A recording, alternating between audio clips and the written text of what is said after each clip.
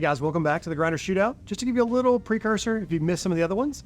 So we're going to start with two grinders today, the EK43S and the Bentwood Vertical 63. All brewed on the Pour Steady with the Cerberus Fast filters and the Origami Air drippers. All 25 grams in, 400 mils of water, around 1.35 TDS is our target.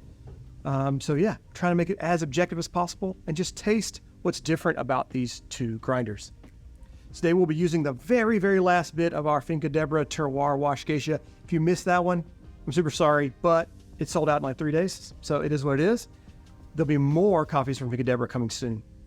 But today, we're going to taste the difference between these two grinders, which are stalwarts in the kind of grinder ethos, even in my history as well. So I worked for Mahlkönig for quite a long time, and I was a consultant on the Bentwood project.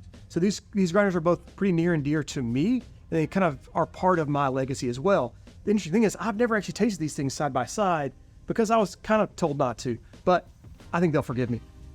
So today we're going to, again, focusing on these two machines, kind of the gold standard in filter coffee preparation, even for some espresso preparation in the global specialty coffee scene. And then the Bentwood Vertical 63, a relatively newcomer to the coffee market, but from an ex-Mahlkönig employee, which is pretty fun. It's always drama everywhere. Anyways, it's not that big a drama. So biggest difference, bigger burrs, smaller burrs, faster feeding, slower feeding. And just to give you a little background about this particular EK, this was in one of our cafes. It has been broken in. It has not been particularly shimmed or gone through with a fine-tooth comb.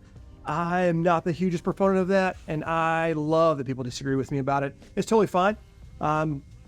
Granted, EKs and all machines that are not Six Sigma, they're not aerospace quality, are going to have some variance in quality of alignment and quality of everything. I tend to let my palate determine that stuff a little bit more than I do micrometers. That's just my method. Again, opinions are like armpits, whatever.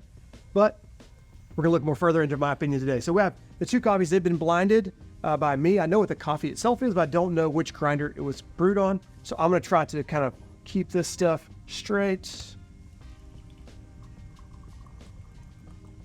We're just going to talk about the experience, hot, warm, and cold experience on these coffees. Towards the end, I might speculate on which grinder I think is which. And with these grinders, I truly don't know which one's going to come out on top for my flavor preference. So let's go for it. Full, round, sweet, floral. Again, Finca Deborah Terroir Wash Geisha should be pretty floral. It's kind of its hallmark. Oh, they are a little bit different on the nose. It's really fun. But they're still definitely the same coffee. I think that's pretty obvious.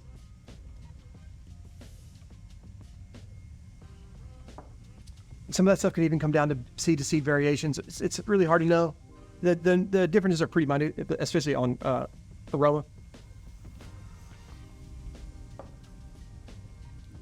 Yeah, I did me thermal crafts this time, trying to hide my stuff as much as I possibly could. So they're insanely hot. So give me a second. Hot, they're both crazy sweet, crazy enjoyable. One is a little bit rougher than the other. This cup, I think, would be a tiny bit rougher than this cup.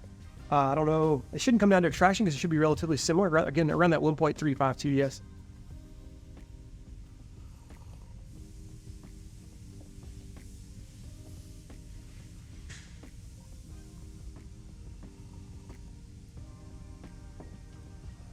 Wow, hot there, as you might expect, incredibly close.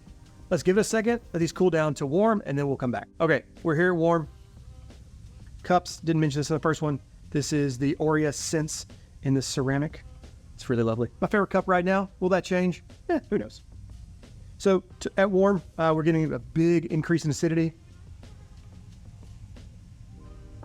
Much more of those classic wash geisha profiles, that big citrus and like subtle stone fruit. And this left cup's a little bit more like white peach, like on the tart side of peach.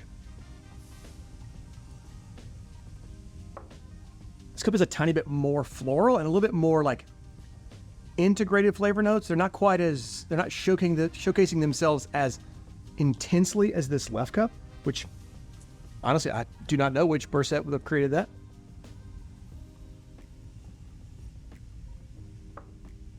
This cup is a tiny bit sweeter, maybe, where this left cup has a tiny bit more vibrant acidity, even at the same strength.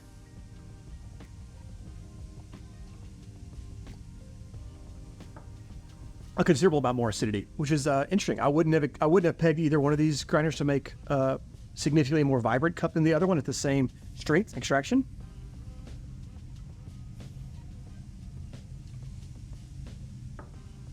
That acidity is leaning itself towards kind of unearthing a bit more tropical fruits, some stuff like maybe almost like a passion fruit or like a tamarind almost, which is pretty interesting because this is, again, a pretty low fermentation, incredibly low fermentation coffee, which tends to not showcase the tropical fruits as much.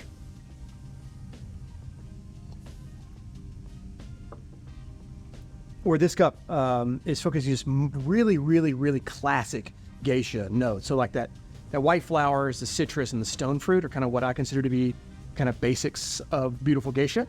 And I mean, intensely floral, amazing fresh, like lemon zest, and then this like lovely, like ripe, like on the underside of ripe peach, which is kind of where I like them because they're a little bit tartar.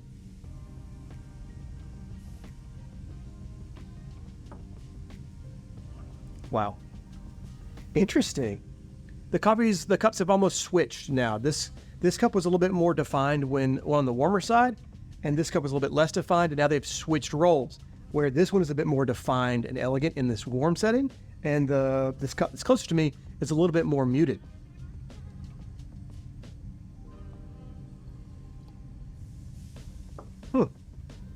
Very strange.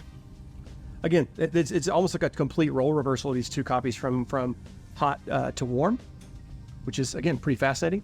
It's a thing I look for really heavily in when I'm sourcing green coffee.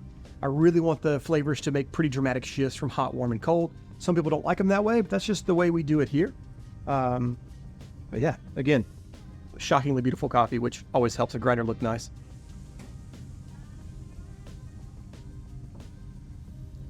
I think we've gotten all the way into cool now. Again, mega vibrant acidity. Both coffees are showcasing tons and tons of flavor clarity, vibrancy.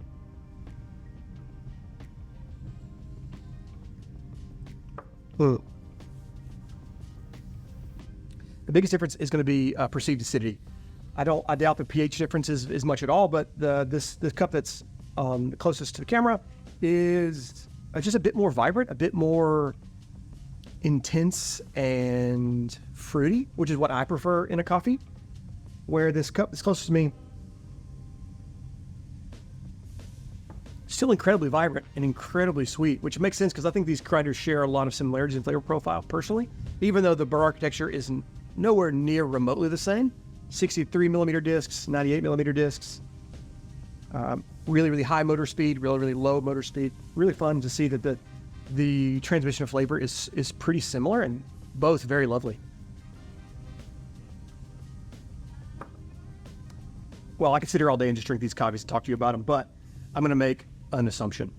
So I'm going to pick my favorite and associate which grinder I think it will be with. I prefer the cup that's a little bit closer to the camera, just a little bit more acidity, a little bit more vibrancy in the cup. The cup that's closer to me is a bit sweeter and a bit more full in body. So I'm going to assume, likely incorrectly, that the cup, that this front cup is the EK and this back cup is the Bentwood. But I didn't mark the cups, so you don't even know. I did mark the carafes. So the EK has the sticker. So let's see if I was right. You know before I do that I was right, thankfully.